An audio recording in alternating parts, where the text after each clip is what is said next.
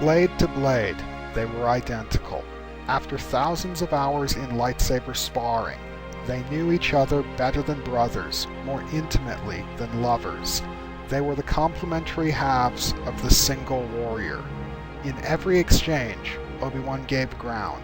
It was his way, and he knew that to strike Anakin down would burn his own heart to ash.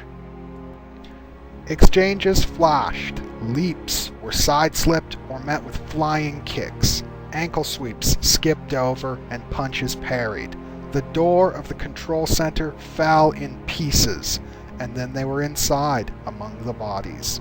Consoles exploded in fountains of white-hot sparks as they ripped free of their moorings and hurtled through the air.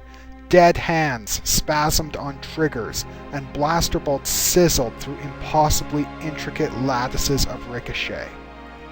Obi-Wan barely caught some and flipped them at Anakin, a desperation move. Anything to distract him, anything to slow him down.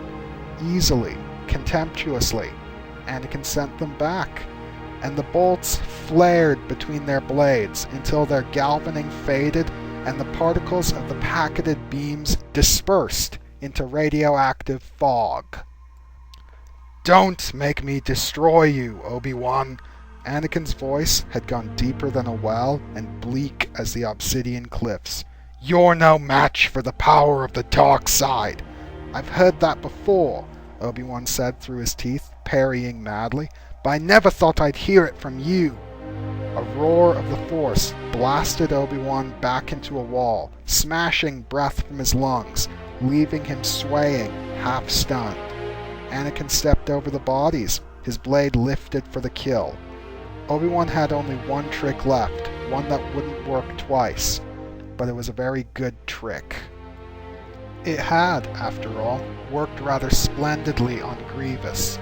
He twitched one finger, reaching through the Force to reverse the polarity of the electro drivers in Anakin's mechanical hand.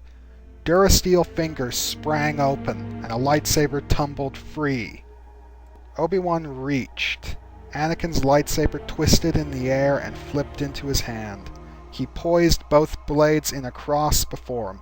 "The flaw of power is arrogance." "You hesitate," Anakin said. "The flaw of compassion."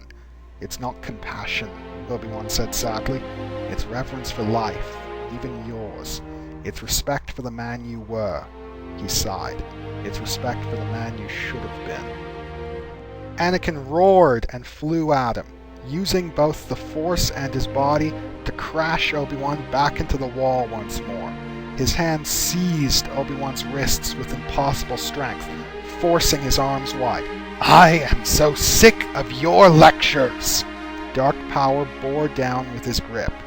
Obi-Wan felt the bones of his forearms bending, beginning to feather towards the green stick fractures that would come before the final breaks.